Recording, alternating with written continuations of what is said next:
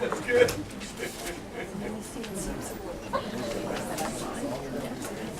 Can you draw that fast to get all those pictures? I don't draw this one. You've been drawing the pictures before? Oh yeah, look. Oh, I'm going so fast. You must be like... See, I did that. Well, I used to draw pictures for the kindergarten. Oh, that's awesome. That's awesome. But tonight you're going too fast. I You can't draw the know. pictures. So It's you're going to right. be stressful. Yes. I'm clicking through. You're right. I can go back and look at pictures. Oh. Yeah. Well, maybe they'll be on YouTube. Yeah.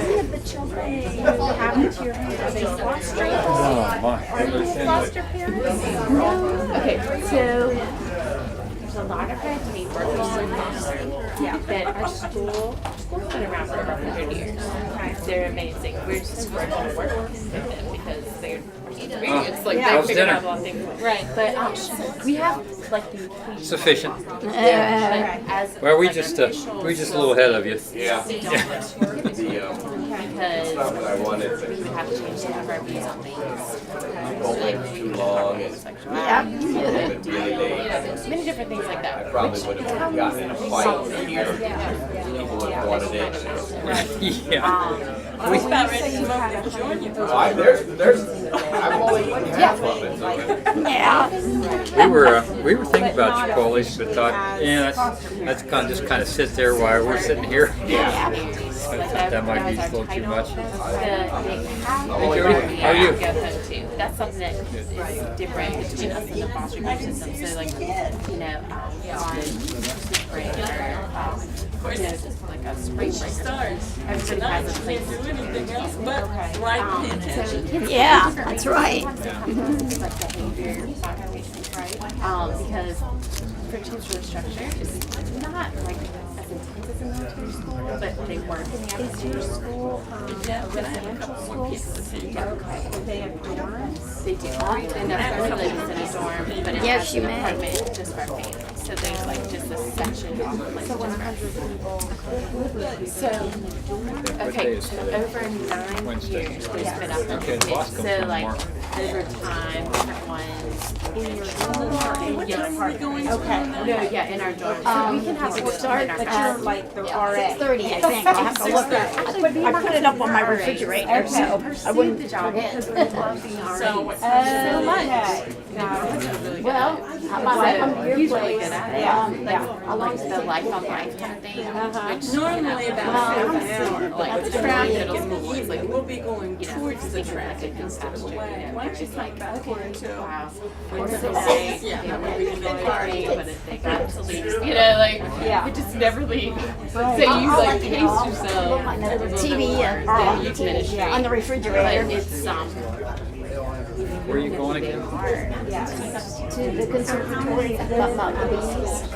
So in our house, we can have a maximum of 14 boys living with us at a time. Yeah, I told And then there's 12 houses. Andrew or So, but Tracy, I gave him some. yeah. I'll tell you, this might be something you'd be interested in. I don't know. I gave him the information. He takes just the way. City of Louisiana is speaks back to the French Indian War. Yeah. So it's where like the French Indian talk with like a train. Played this game today. Today was the fun because we teach French. Right. I know too. Not at all. One of the games will have it's like it was like yeah. It was mainly just in Kansas where there was one less post and then more people found it. Yeah. And then everybody got tired. There's no better organization. Everybody around them. Okay. So the camp is really almost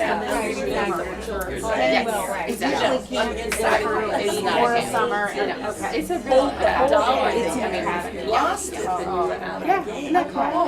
Yeah, but whoever won that was like $1,000. Yeah. That was brothers. Yeah. Like the old then they 6 years raced and the young they had ones 7. to. They did And this I mean, one they're at a just time. like Raced you know, I mean, down it's the like barrel, Yeah. have a bucket of stick in it, grab the the stick, youngest ones walk around graduated, the so they're arena, in college now. and go to the barrel with another bucket that was empty, and everybody in. But they had to do it. Because you're going to do it College that my fast. dad went to and that I went to. Okay. So I just cool, but not. I mean, I mean, they had some that was 16. They have good control of your horse. Oh, my goodness. They had one guy that was an older guy. Like this horse was just telling them the cost is not trying to control him. he wanted to run on. I don't know. Anyway, it's interesting because you have a long time with them. Yeah. Like, they still really want to follow their leaders. Sure. You know, like, it's, Right. so, and yeah, plenty of them. Just got back to the anthem place in the water. Okay, I went out and checked the hose out. First thing he did was spray me. No!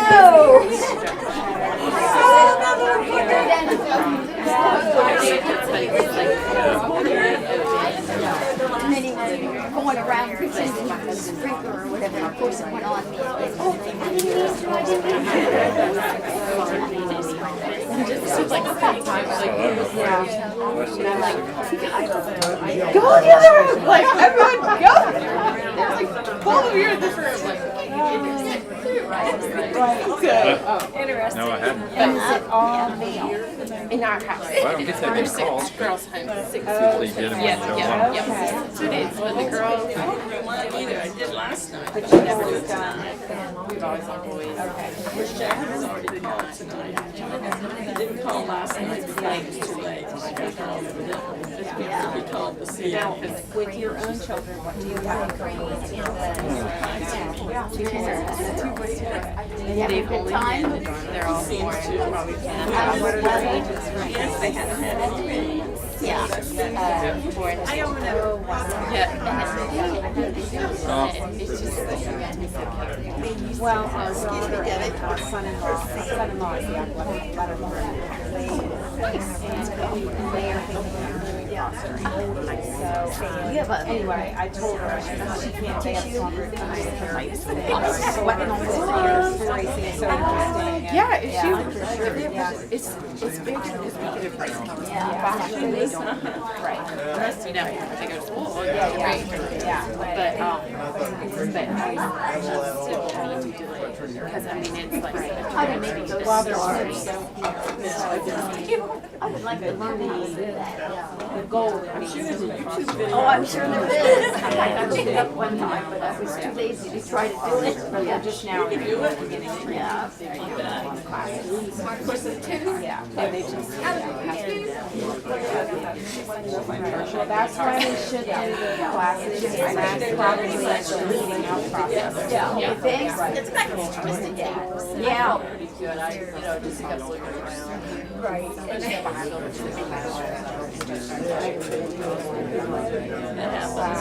like where we are, they you know, Yeah. Very cool. I'm going in one more time. I'm forgetting Liz. That's right. I'm like, it's not Karen. I remember it's not Karen.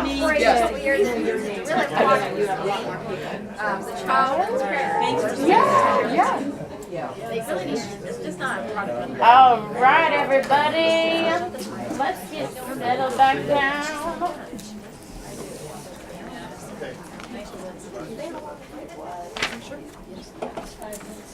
All right, we're gonna save a little bit of time here with Micah because Micah and Isaiah were at the same time, and they actually had a very similar message. In fact, thank you. Micah may have ripped Isaiah off a little bit. Okay, Isaiah spoke to big city Jerusalem, and Micah went to the small towns, and he might have even been like, let me go tell that to the small towns, because there's very similar passages in Isaiah and Micah, but that's okay.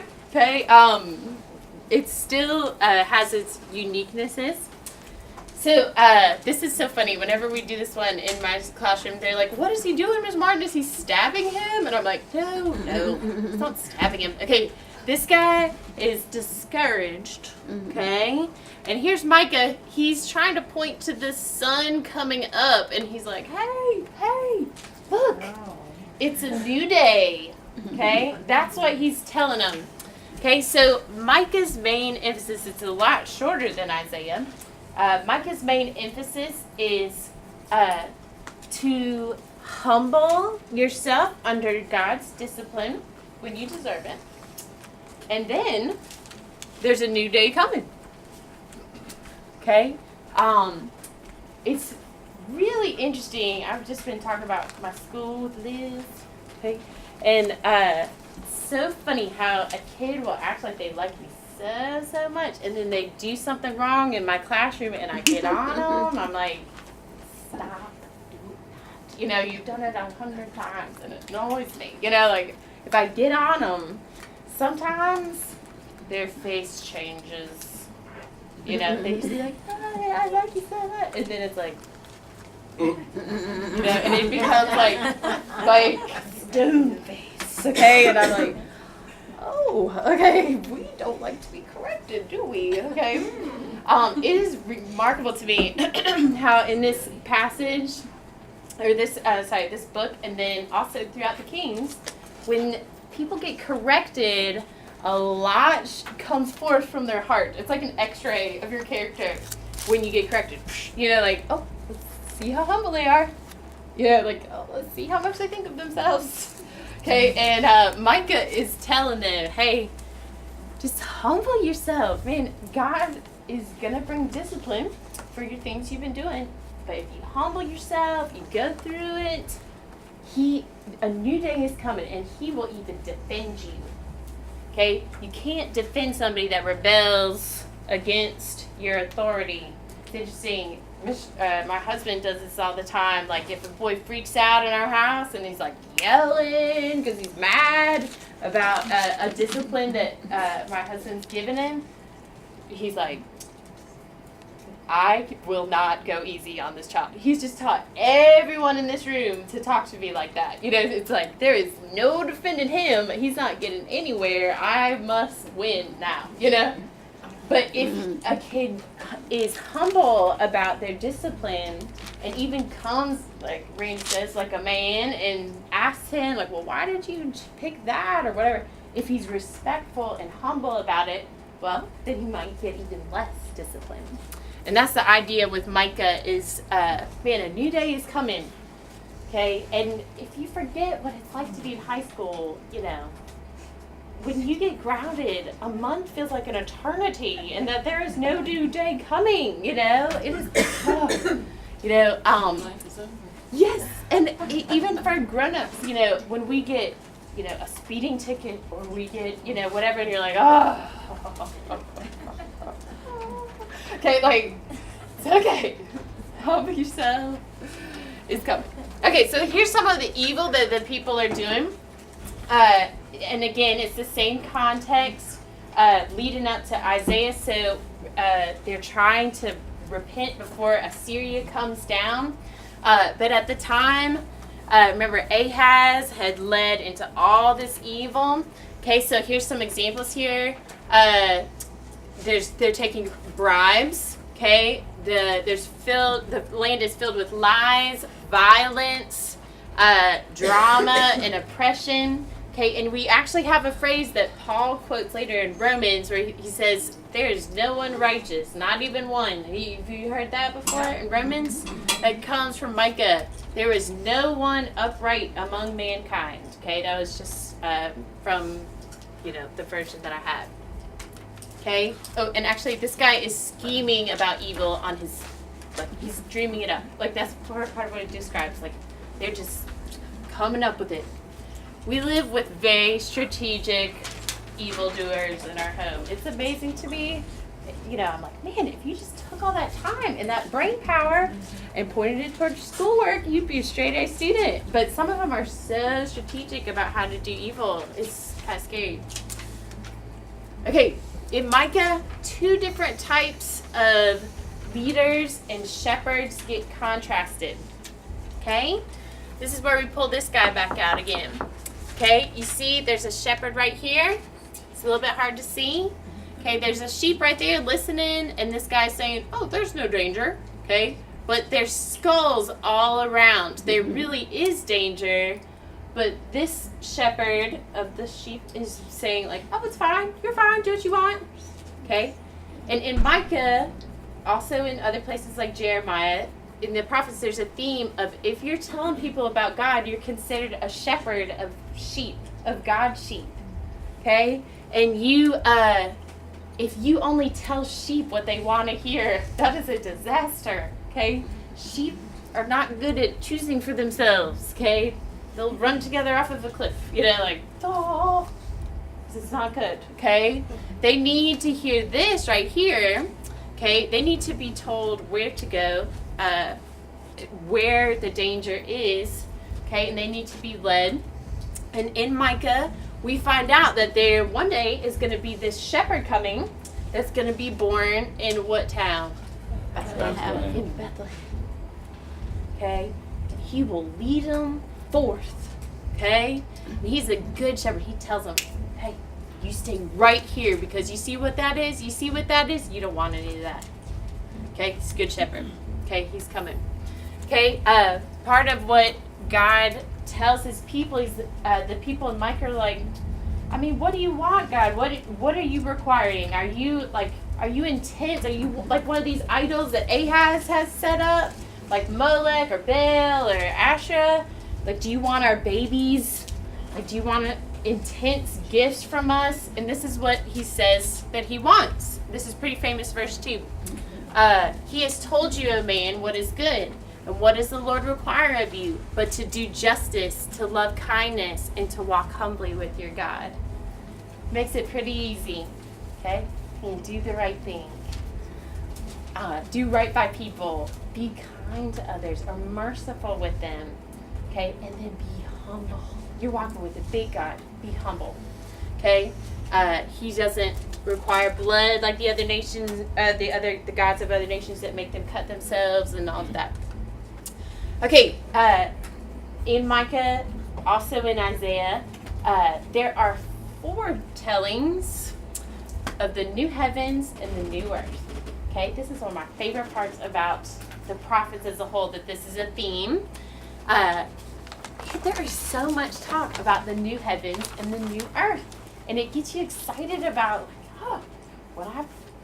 when I put my feet in the grave, this is where I'm walking. I'm walking towards that like new day of new heavens, new earth creation. Okay, so it talks about one day there's going to be this mountain that God will make on the new earth, and all the nations will come to it, and we will learn about the Lord together. We will still be learning about God even in the new earth and the new heaven. Okay. Like, there is so many wonderful aspects about him. We will be praising him and learning about him and just seeing his beauty for all eternity. That's so amazing. Okay, so God, when he physically dwells on this earth, which is coming, there will be a place where we will go and we will learn. Okay, this is also a phrase from Micah talking about heaven. It says that we will walk in his name forever and ever. Okay, so here's my little, like, this is a path, okay? In the Chronicles of Narnia, if you read The Last Battle, it's all about the new heaven and the new earth. And if you read that book, it's so beautiful how the Christ figure, Aslan, they have all these adventures together, the new heaven and the new earth. It's not stagnant and stale. It's like, man, we're going to be doing things. We have places to go. They see God is physically with us. I love, teaching my little ones the Bible because it makes me keep my term like super concise, and and when we talk about heaven, it's like, then you won't need faith anymore. You'll see Jesus with your eyeballs. You'll see God, and you won't need faith because he'll be right there with us for all time. Okay, at the very end of Micah, if you want to just turn there, I'm trying to keep our flipping to a minimum here. Okay, the very last part of Micah is just so beautiful, and it reminds me of where we've been living. I told you yesterday, a garage door salesman is the one putting our family up in South Carolina, and his home that he's letting us stay in is right on the lake, okay, and so it has a dock, and I've been preparing for this, looking out on this dock, and sometimes I carry my phone out in the water, or onto the dock, and I'm afraid that it will fall into the water. So I have an iPhone 7, and over this summer, I by accident took it out into the Florida Ocean in my pocket. Like, I went boogie boarding for like several waves with this in my pocket, and my son was like, "Wait, Mama, you have your phone in your pocket?" And I was like, "No, I don't," because he was messing with me about different things, and no, I don't. And I like went to feel it, and I was like, okay, and I'm like, oh no, you know that feeling of like, it will never be resurrected, but it worked. So promo for the iPhone 7. But when I've been in South Carolina sitting on this dock with this muddy lake, I'm like, oh man, if I drop that thing, it'll be gone. Okay? In Micah, it ends talking about discipline and humbling yourself with this awesome verse on forgiveness. And I think about it all the time, and I hope it'll be in your mind now for the rest of your days whenever the Lord brings forgiveness to your mind. Starting in verse 18 in chapter 7. Who is a God like you, pardoning iniquity? By the way, those are considered to be the worst sins, is iniquity. And passing over transgression. Those are like the lesser sins, lying, stealing. Okay, iniquity is like the deep, dark secrets you don't tell anybody. Okay. Who is a God like you, pardoning iniquity and passing over transgression for the remnant of his inheritance? He does not retain his anger forever, because he delights in steadfast love. He will again have compassion on us. He will tread our iniquities underfoot. You will cast all our sins into the depths of the sea. You will show faithfulness to Jacob and steadfast love to Abraham, as you have sworn to our fathers from days of old. What's he talking about swearing to? What is he talking about? The covenant. That's right. What does he do with the sins and iniquities? What does he do with them? Can't get them back. Okay, now, some people are like, with GPS, you can go find a concrete block now, like that you drop in the ocean, you can go get, and I'm like, not, okay, in their day, you could not get it back, and that's what God is trying to make the point. He's like, whatever comes your mind, where there is no getting it back. When you confess, you're casting out that weight, and God is like, let's go. Okay. They just have more faith. That's right. That's right. Oh. So Micah is so beautiful. It's a beautiful book. Okay, moving on. We got Zephaniah. Zephaniah. If you want to get there, Zephaniah. It's right before Haggai and right after Habakkuk. Okay, Zephaniah is ministering during Josiah's day. Okay, remember, what did Josiah find again? Locked in the tomb. That's right. He found God's word. Okay, but even though he tries his hardest at reform from the top down, the people still be partying at the night. Okay, in fact, it describes in this time period wild orgies that are happening, terrible, like ooh. Okay, so Zephaniah is still.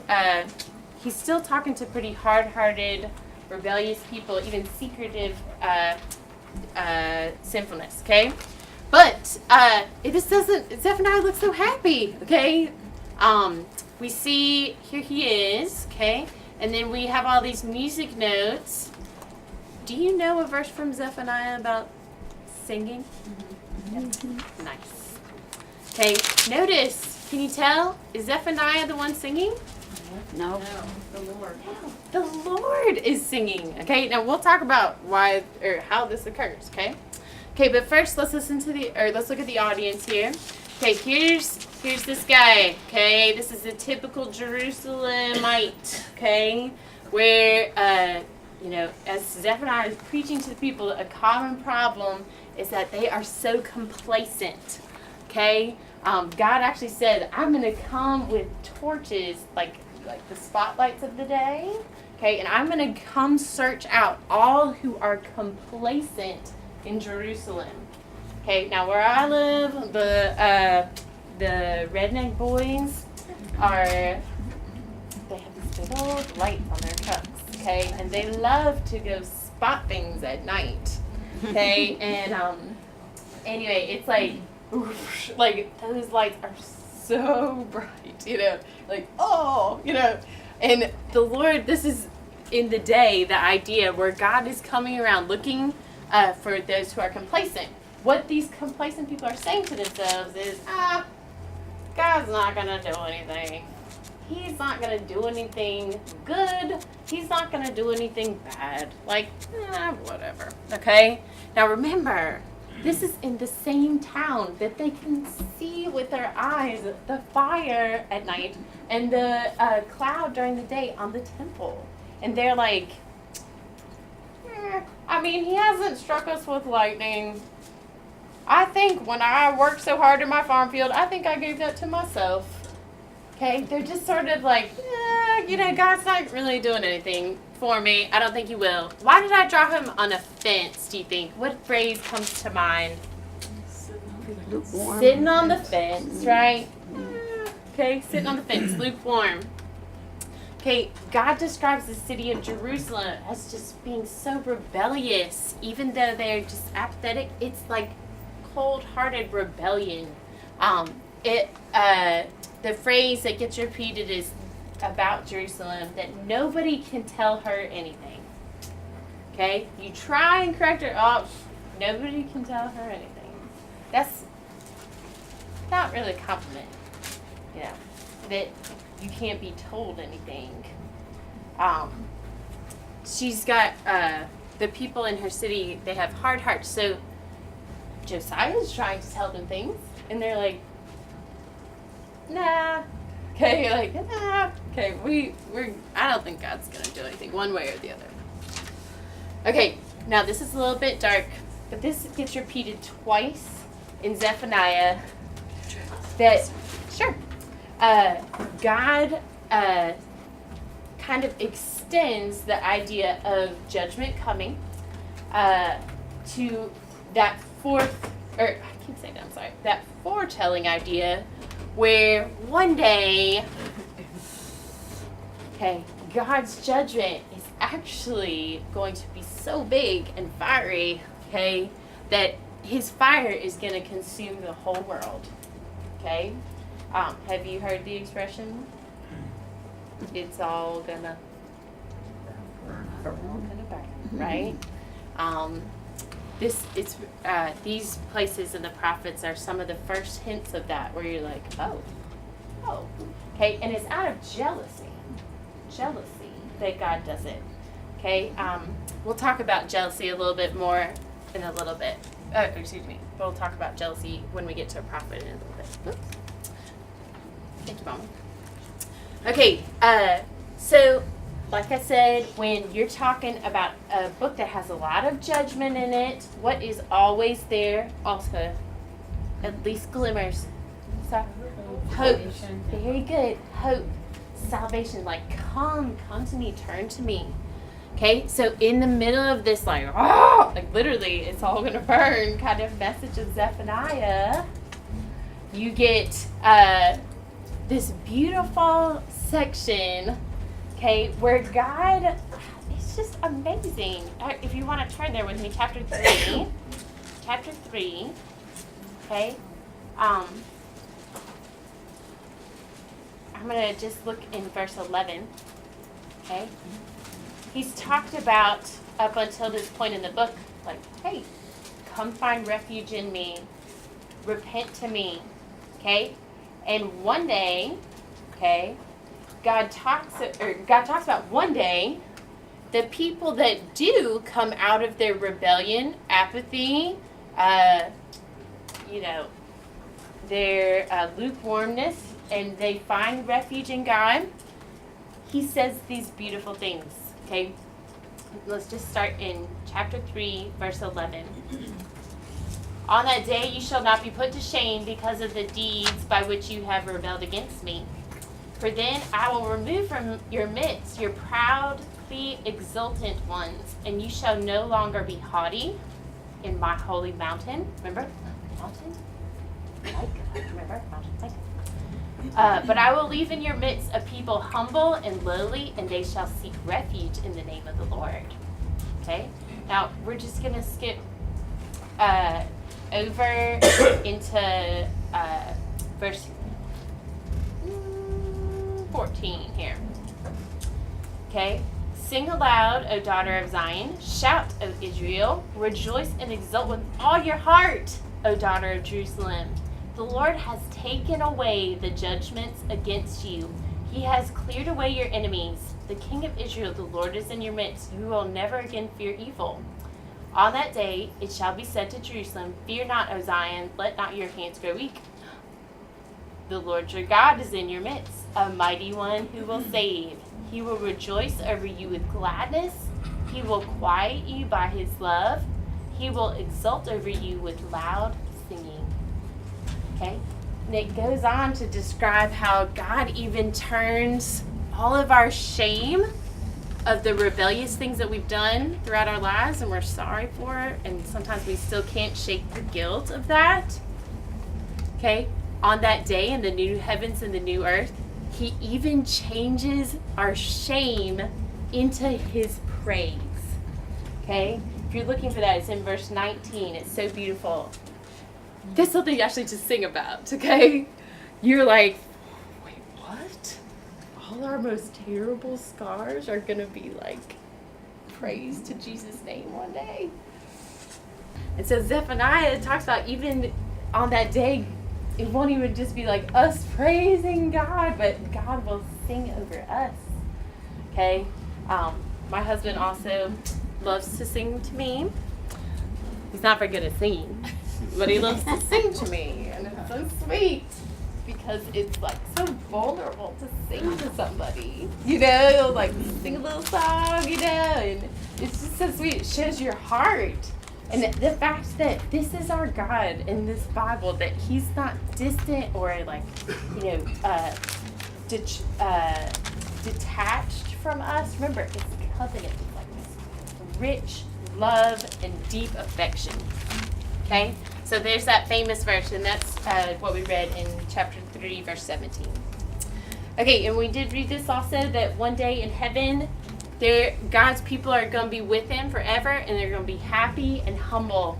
Okay? They'll be joyful, they'll be humble, they won't be haughty anymore. All right, we're going to keep going. Habakkuk, let us slip there. Habakkuk, pretty close to where you're at. Right before.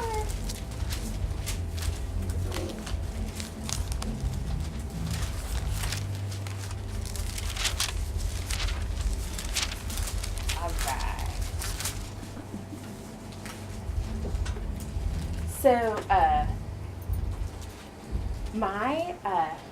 have a cousin that is my same age, and we grew up on the field together, and she would come to our house for a week in the summer, and I would go to her house for a week in the summer, and anyway, we just have been big pals, like, our whole lives, and she lives in Wisconsin. Anyway, we both ended up getting married, and I had a baby first, and then when I had my second son, she got pregnant too. And so we were texting each other, like all these little pregnant moments, you know, like milestones, and just kind of staying up with each other. And it ended up, as we kept tracking with each other, that she kept at doctor appointments getting some strange reports, and they checked into it more and more, and they found out that the little man that was growing inside was going to have some serious deformities when he was born. And as I went to my appointments, it was perfect. Okay, and I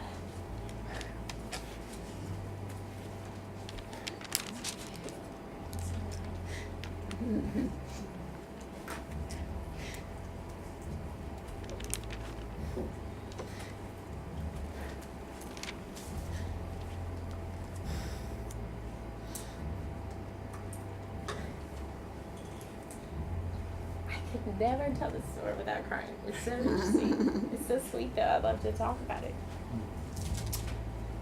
So, my second son was born, and a few months later, her son was born. And he lived for a month,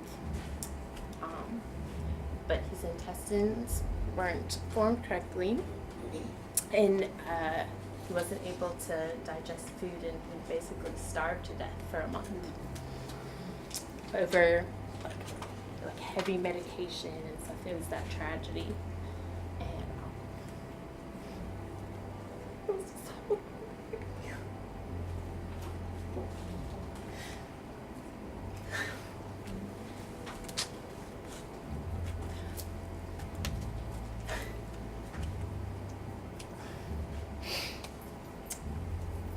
my cousin knows the Lord, and she had some deep, dark questions that came from little baby coffin going in the ground.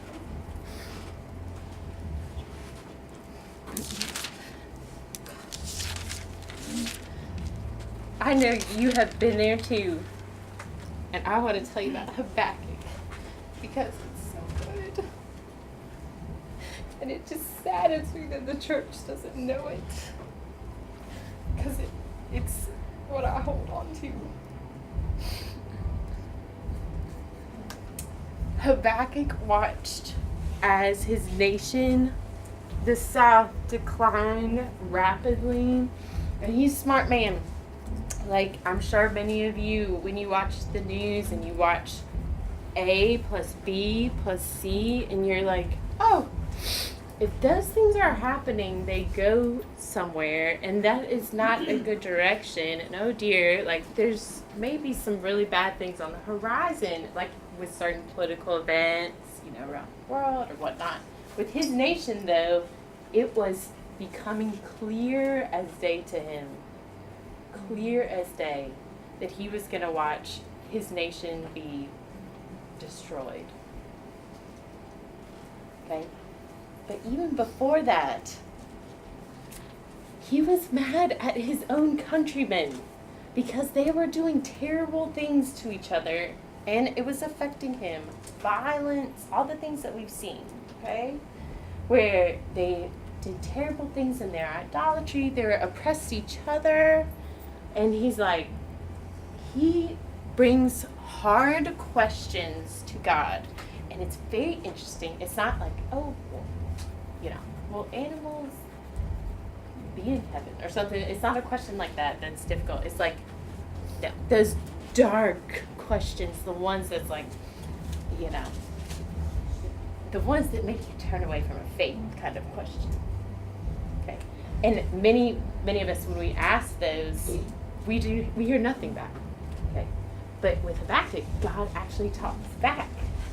Okay. So it's really beautiful, because we have this recorded for all the time, and if we can make sense of the background, because that's the confusing part, then we can get it. Okay, so here's some questions that he asked, and maybe you've had these too.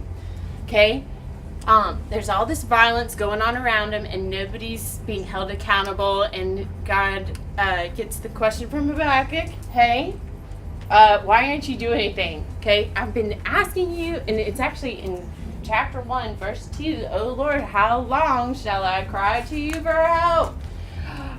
Am I talking to the wall? You are not doing anything, and these bad things are happening, and it doesn't. Where are you? Okay, like, why are you not doing something? Okay, and God actually answers back.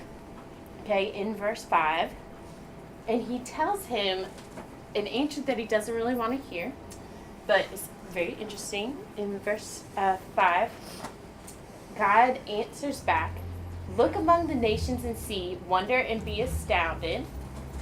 For I am doing a work in your days that you would not believe if told. For behold, I'm raising up the Chaldeans," which is another word for the Babylonians. Okay, and he basically tells him, okay, yeah, the Babylonians, the ones you've been freaked out that might come and take you over. Guess what? It's gonna happen. I'm gonna use them to discipline all these violent people around you. And Habakkuk's like, that's not what I want you to do. I don't want you to do that. Like, and God had even said, you're not going to believe it. It's going to be so complex. The plan is going to be too big. You're not going to understand. Well, then Habakkuk's like, well, I've got more questions. Why would you use, like, really sinful, terrible people to do this? Like, does it even matter to walk with you? It seems like people that don't care about you at all have better lives than those that really care about you. Okay. Why are you being unfair? Okay. My cousin has had a much harder life than mine. It's interesting. She's had a lot of difficult things that it's hard to share from the front. She loves God. And I'm like, why did you let her have that? Because, I mean, really, you know, it's just not fair that you would do that. Okay? Okay. This is what God answers back about that specific piece about wicked people that just love idols. Okay? He tells Habakkuk, he's like, okay, let's just start there, and then we'll go bigger. Okay? He tells Habakkuk, all right, let's just focus on a couple of these, let's just say famous people that seem to, you know, have it really easy. Like when you go to the checkout aisle in the grocery store and you see all the beautiful people that are vacationing all the place, you know, and you're like, man, they don't care about God, they got all that money, that's just not fair, you know. If you really got to walk in their, you know, their shoes for a day, my husband, he likes to say that billionaires would be jealous of him because of like how rewarding it is to walk or to be serving God's kingdom in our happy little families. Like, oh, they would be jealous because you know what's also in those tabloid titles is what? What do you see? Oh, yeah. Do you see that their lives are imploding all the time? It's kind of like, oh, look away, look away. You know, like disaster after disaster. And God basically tells Habakkuk, he's like, woe is them. Over time, woe is them. Okay? And he actually says something real interesting. He says, one day, all over the whole world, this is in chapter 2, verse 14. It says, one day, all over the whole world, the knowledge of God's glory is going to fill the world like the water covers the sea. And when everybody sees how awesome God is, their numbers up. They fail the test. Everything that has value is all of a sudden going to be turned upside down, and woe is them. Woe is them. Okay? And it emphasizes the word shame over and over in chapter 2 of Habakkuk. Like, man, God's value system is very different. Okay? But the last thing that God reminds Habakkuk of is of Judgment Day. Okay? And Habakkuk basically in the end of chapter 3, or in the end of the book in chapter 3, he's reminding himself about the day that is coming when Jesus is coming with his judgment on the evildoers, which to him would be Babylon. Okay? The day that God will turn every awful thing into being okay, into being right. Okay? Where he redeems all the pain and loss and emptiness. That's what my cousin kept saying, that her arms are empty. Okay? And it's interesting because that's the big verse that he ends on, is the emptiness. Okay? Habakkuk is like, he has nothing in his kitchen cupboard. Okay, see the little fly coming out? And he has no food in the stalls. His stocks have crashed. He has nothing, and he's like, it's only going to get worse. Okay, he knows that that's going to happen. Okay, and yet, because he knows through meditating on the day that God will come make it all right, okay, he can say this pretty famous verse. Okay, if you look in the very end, chapter 3, verse 17 to the end. Though the fig tree should not blossom, and there's no fruit on the vines, and there's no produce in the of the olive, and the fields yield no food, the flocks are cut off from the fold, and there's no herd in the stalls. It's like no source of food. Yet I will rejoice in the Lord. I will take joy in the God of my salvation. God the Lord is my strength. He makes my feet like a deer. He makes me tread on my high places. Have you ever seen little mountain goats or something up on those big old mountains, like a YouTube video or something, where they're like jumping, and you're like, don't fall. You're like, how are you doing that? Okay, they somehow just keep their footing. Okay, I love talking about this story about my cousin because God kept her feet going like the little deer, those little goats. I don't know how she kept on. Okay, but her story is kind of like the beginning of Habakkuk, where if God had pulled me aside and was like, Joy, I'm doing something that you wouldn't even understand if I told you right now, I'd be like, oh, okay, interesting. But now, fast forward many years, I can tell you he was in the dark. He was doing something. I've had these conversations with her over the years. She came to visit me like a couple months after her little man died. And we had this amazing fellowship in the spirit with each other. But you fast forward a couple years, they're afraid that if she has another baby, this is going to be genetic and happen again. So they go ahead and they adopt a little girl. But then, like a lot of adopted stories, they ended up getting pregnant and they actually had a healthy baby girl. Okay, so the next time that I saw her in person after that visit together, right after, that was filled with grief on me. She had 2 little baby girls on her lap, okay, because they're real close in age. Okay, and it was like, whoa! Like her arms were not empty anymore, they were full. Okay, and she was telling me about her new job that she had at a hospital. She has a social work degree. And she was a social worker there. And she said that she was in the position at the hospital where you are the first one to go into a hospital room after family members have lost a loved one. Car accident. Or somebody's just died after a coma. Or some tragedy has just occurred, and my cousin is the one that has to walk into the room and say something. And I was like, oh my goodness, I couldn't even fathom that.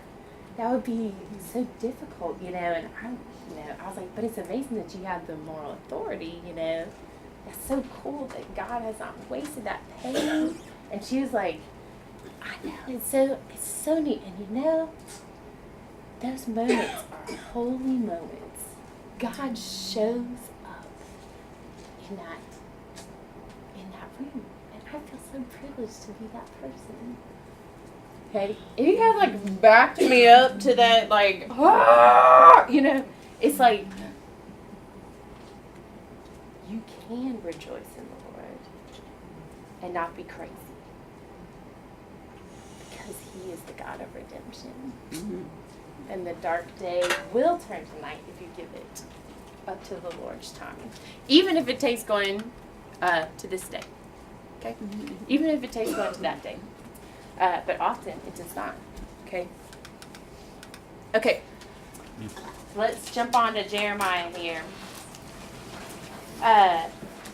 Jeremiah is also right there at the end of the southern kingdom, and he speaks to suffering as well.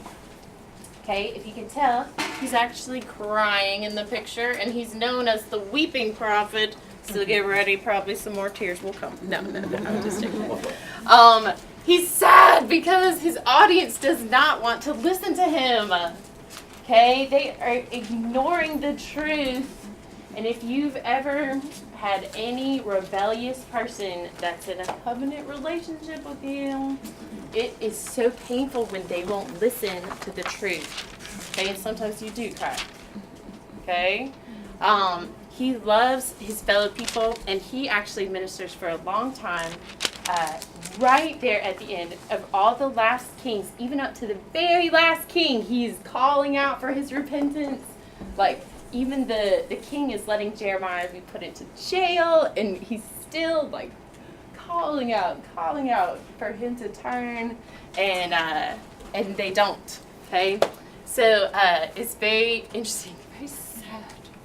Okay, but sometimes, and I think America has lost this, that there is power on suffering, and there's this. You know, when people talk out of suffering, it's like, it's a different thing. And Jeremiah, when he talks, you're like, oh, wow. Okay. So, a main theme, he has a huge book, okay? So, I would encourage you to read it. It's very similar in tone to Hosea, very relational in God's heart for his people. But a theme that he has, it's very like Psalm chapter 1, if you're familiar, you know, with that psalm where it talks about a man who fears the Lord and loves the law, is like a tree planted by streams of water. Jeremiah has this similar theme where he contrasts the people keep choosing sin, and he's like, wake up to the logic of it. The life that you are picking is like a salty wasteland, and you could be having this. The Lord would be this refreshing thing to you where He would be making you fruitful and have this wonderful life. And He's like, "What? Why did you trade the two? This one is so glorious, and this one is so lame." And like He even says that this is like a cistern that can't hold water. You know what I'm talking about? A cistern, like a big water container that's cracked. If you kept pouring water, you know, and it's cracked and it just keeps seeping out, you'd be crazy to keep on pouring water. It's not going to hold water. Okay? This is one of his messages. This is the similarity here. It's a little bit hard to see. But during this time, the people of the south actually reach out to Egypt. See my little pyramids here? Okay? They reach out to Egypt, and Jeremiah is like, why would you do this? Okay, they're afraid now of Babylon. And he's like, don't go back to Egypt. Do we not remember that's where you were slaves? Okay? That's all you will ever get from that. It's slavery. It's very similar to like an alcoholic being like, I've been sober for like 5 years. So it is, I think I can handle it to go have one drink at the bar with my friends. Like, it'll be all right. Like, that danger, the feeling that comes down on you, like, oh, that's not good. That's what Jeremiah feels when they're reaching out to Egypt. It's like, oh, we don't want to do this, okay? So, a big theme of Jeremiah is the heart, okay? What is wrong with the heart that it keeps going to this sickness of idolatry that doesn't hold water, and it only brings pain to you and misery? Like, what is wrong with your heart? Okay? This is the direct contrast to Disney's philosophy of a heart. Okay? In Jeremiah 17, we learn we should not follow our hearts. We should lead our hearts to the Lord. Okay? Or the Lord lead our hearts. Okay? The heart is deceitful above all things and desperately sick. Who can understand it? I love this. I, the Lord, search the heart and test the mind to give every man according to his deeds. The Lord sees the heart. Okay? He knows it perfectly. And people that play the game of they look like nice people, but they're really idolaters. They don't really love Jesus and worship him. And God sees it. Okay? That's in Jeremiah 17. Okay? There's a pretty cool illustration of a pottery studio where God actually tells Jeremiah, hey, go down to the potter's house. I'm going to tell you something when you go down there, okay? And the guy is in like an ancient, the like spin the wheel kind of thing where it's like manual at an ancient Near East. This is typical of how you make every piece of pottery in your house. You would go buy from somebody that made it. Okay, so he watches this guy make this piece of pottery, okay, and he's trying to shape it, and it messes up in his hands. And he's like, and he squishes it down, he pounds it out, and he decides to make something different of it. Okay? And God moves on up to Jeremiah, and he's like, do you see how the potter has the right to make what he wants out of the clay? Okay, he can change his mind. If the clay doesn't do what I'm telling it to do, if it's not going in the direction that I want to take it, okay, I can tear it down. I can smash it. I can do a different plan. Okay, now he's specifically talking about the southern kingdom when it's like, they're sort of starting to have this good luck charm idea with the temple. After, Hezekiah and the Assyrians, it's like they couldn't take the south. The southern people at the time are starting to be like, we're good because the Lord's here. I think they can't ever take us. I think nobody can ever take us because the temple's here. Okay? And they're starting to be like, we can live however we want. We can do what we want. Okay? And they're being like that clay that's like, rebellious. Okay, and God's like, I want to make you my people, but they're like, no, we don't want to be your people. We want to do our own thing. And God's like, just because I make covenant with you, just because I'm there with you, does not mean that you're just free from consequence. I will smash you and make you something different. Okay? Now, that's very humbling, and it shows us how much our heart response affects heaven. It is not this real deterministic, sovereignty, and I'm just a robot. God is very much, avidly watching. Remember yesterday, in the eyes of the Lord? He's watching how we are, how we respond. And if you ever do clay, it's really awkward. If you shape something, because the slightest little movements make a really big deal. Okay, so God is attentive to our heart response to Him. Okay, He is in charge. We are the clay, and how we respond in pliability and in obedience affects our futures. It does. Okay, so there's a prophecy. Again, about the heart in Jeremiah, where he says, one day, I'm going to take my laws from being written on stone, and I'm actually going to tattoo them on people's hearts. One day. There's going to be a new day, a new covenant I'm going to make. where my law gets inside of you, and you're motivated to do right from the inside out. Interesting. Okay, and then finally, can we do the lights just quickly? Thank you. Lamentations is probably written by Jeremiah also, and I just have one little slide on my Jeremiah section for Lamentations.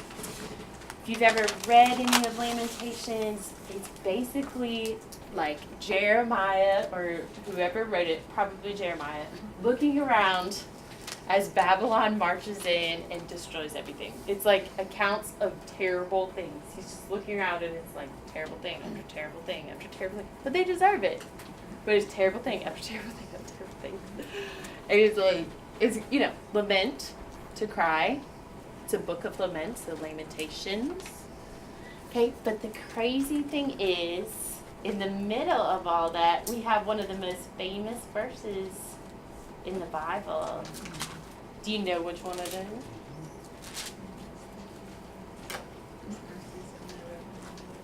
The steadfast love of the Lord never ceases. His mercies never come to an end. They are new every morning. Great is your faithfulness. Okay. And it talks about the Lord being my portion. He's good to those that wait for him. And I love this. This is just right after it says, "For the Lord will not cast off forever, but though he cause grief, he will have compassion, according to the abundance of his steadfast love. For he does not willingly afflict or grieve the children of men." Where is that? Yes, it's in Lamentations 3. Okay? He does not willingly afflict or grieve the children of men. Okay, that's verse 33 that talks about that. And I love that. That's in the harsh reality of judgment. Okay, what I started reading was in verse 22. And then you just follow it down to verse 33. In the harshest, in like the moment of judgment, as Jeremiah's looking around, this is the truth that he holds on to. God isn't doing it mean-heartedly, cold-spiritedly. Okay? He will again have compassion. He will not cast off forever. Do you see the glimmers of hope? In the most intense judgment, there's always some hope. Because you're dealing with the Lord of heaven and earth, and that's just who he is. Okay. All right. I'm going to quickly do Obadiah because it's one chapter long. Is that okay? It's just one chapter. Okay. So Obadiah, very brief here. Obadiah is mad. He's shaking his fist. Okay, he too has lived through the Babylonian invasion and captivity. Okay, but he's seen something terrible. Okay, he's actually seen this terrible thing. It's a little bit dark. Here is this enemy of his. He's not a Babylonian. Okay, he's actually an Edomite, who were their neighbors and kind of distant cousins, because Edomites were descendants of Esau. Remember Esau? Jacob, Esau, twins, go way back. Okay. The Edomites, when Babylon was wreaking havoc up here in Jerusalem, they started kicking Judah while they were down. Okay. If any like random person escaped from Jerusalem somehow, like getting past the major world power army of the day, okay, if they somehow broke out and they were escaping, they're running into the woods, they're like, oh, okay. These neighbors, the Edomites, would catch them and sell them back to the Babylonians. Okay, to make some money. Okay, and they thought that they couldn't be touched. Okay, because the Edomites, they lived up in these mountains. They had these houses way up high, which if you are like into warfare, you always want the higher ground. Okay, because it's harder to get to them. Okay, but God tells the Edomites in the book through Obadiah, he says, you think nobody can touch you up there, but I will bring you down. Okay, I will bring you down.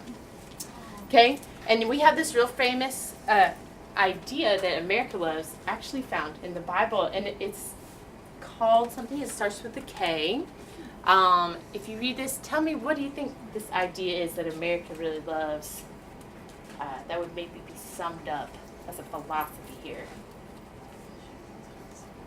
As you have done, so it will be done to you. What is that called in America? Karma? Karma. That's what America calls it? They'll be like, instant karma. Like they love the idea of, oh, you got what you deserved. Okay, and I'm always like, oh man, that's in the Bible. It's just not this impersonal force. The Lord is the one that enforces it. Okay? As you have done, so it will be done to you. This is Obadiah. It's only one chapter, so it's verse 15. Okay? So these bullies, like, kicking people while they're down, like, hey, and that is, like, super mean-hearted. God's like, oh, you think you're big, you're bad? I can bring you down from wherever you think you're untouchable. Okay? I love that. Because we have some really jerk, arrogant kids at our school that are bullies. And I'm always like, okay? So, that's just where we're going to go ahead and stop. So you guys can take a break, and we will be finishing out. So you guys can use the bathroom. You go ahead.